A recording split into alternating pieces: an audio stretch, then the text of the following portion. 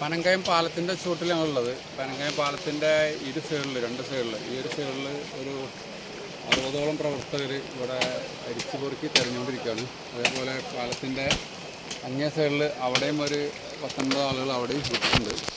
ടെറസിൽ അരിച്ചു പൊറുക്കിയുള്ള മണ്ണ് എവിടെയും മാന്തി ഈ സൈഡിൽ ബോഡി ഇല്ലയെന്ന് ഉറപ്പ് വരുത്തിയിട്ട് ഓരോ പ്രവർത്തകർ ഇവിടെ നീങ്ങുന്നുള്ളൂ.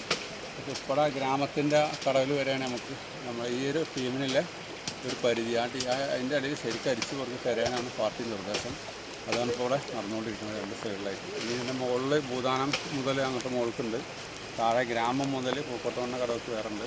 അവർ കൈപ്പിനി മുതൽ താഴോട്ട് വേറെ, അങ്ങനെ കരിമ്പുഴ പാലം, മയിലാടിപ്പാലം, കളത്തിങ്കടവ് വരെ നിലമ്പൂർ 500ഓളം ആളുകൾ, 500ൻ്റെ മുകളിൽ ആളുകൾ ഇന്നിവിടെ പാർട്ടി ചെയർമാരെ വോളണ്ടിയർമാരെ ഇറക്കിയിട്ടുണ്ട്.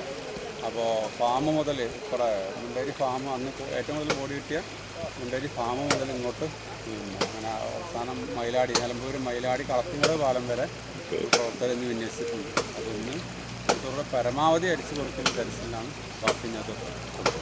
ശരി.